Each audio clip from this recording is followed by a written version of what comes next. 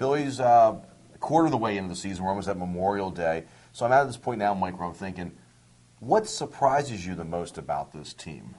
So what pops out? I mean, there's a couple situations that we can talk about. We did a segment about the pitching. What else is jumping out right now? Well, I think the biggest surprise is, and it's a positive one, is Raul Ibanez. I mean, I think he's been way better than anybody could reasonably have expected. He has not hurt them defensively at all, and he, I mean, check out YouTube, folks. There's some visual evidence of Raul Ibanez being ridiculously bad in the outfield, but he certainly hasn't been for the Phillies, and he's hitting with power. And some people are going to say that it's the difference. The American League's just so much superior to the National League. Shut up. That's ridiculous. But yeah, he's been terrific. No question. Yeah, his demise is greatly exaggerated, or what's he? The guy we mentioned a few weeks ago on the show. The guy's a pro. He can hit. He's running. Leads the team in home runs as well. And Pat Burrell. Can we put that to rest? I guess we can. Yeah, I mean, it's only 40 games, but here's one: Jimmy Rollins.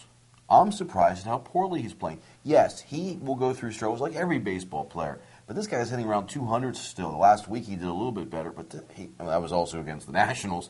He's been struggling, and it's been going on to the point where you get a little bit concerned about your leadoff hitter doing it that long. Well, Jimmy Rollins, here's the thing about Jimmy Rollins. I don't know if I'm surprised, because he's at the point of his career where he's a big swing guy, drive the ball kind of a guy, and maybe he's at the point of his career now where he needs to act like a leadoff man. He needs to take more pitches. He needs to maybe choke up on the bat a little bit. He needs to close up his stance a little bit and try to be a little bit more like the guy who was supposedly his idol growing up, Ricky Henderson, and can be concerned with on-base percentage and things like that.